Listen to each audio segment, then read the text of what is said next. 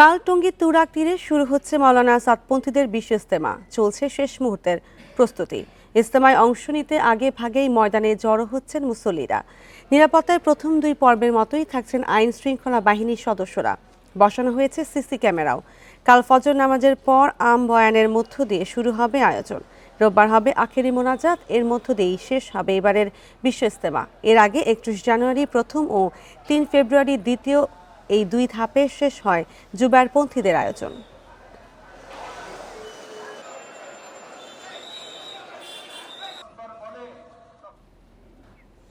এই বিষয়ে আরো জানাতে যুক্ত হচ্ছেন সহকর্মী আবুল হাসান। আবুল হাসান, ইজতেমার শেষ মুহূর্তের প্রস্তুতি কেমন দেখছেন এবং নিরাপত্তার ব্যবস্থা কেমন?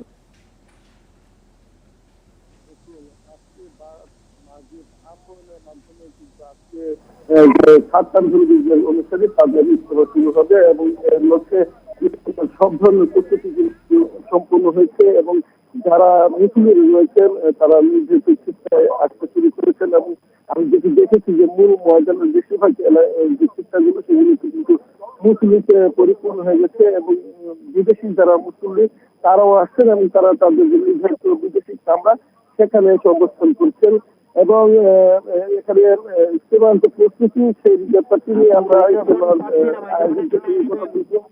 তারা যেটি জানিয়েছে যে এখানে 160 একর জমি বিস্তৃত যে ময়দান, সেই ময়দানে এখন পুরোপুরি তাদের ইজতেমার জন্য প্রস্তুতি নেওয়া হয়েছে এবং উঁচু যেতে যেন যাতে কোনো ধরনের সমস্যা না হয় সেই জন্য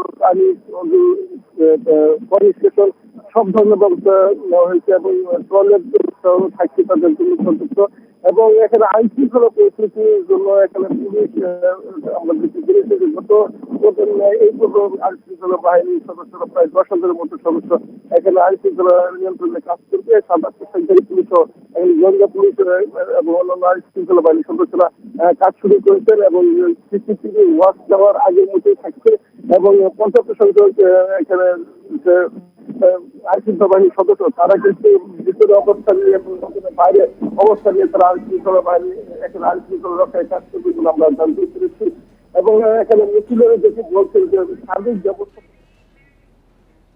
চলছে বিশ্ব ইজতেমার শেষ মুহূর্তের প্রস্তুতি এবং সে বিষয়ে জানাচ্ছিলেন সহকর্মী আবুল হাসান।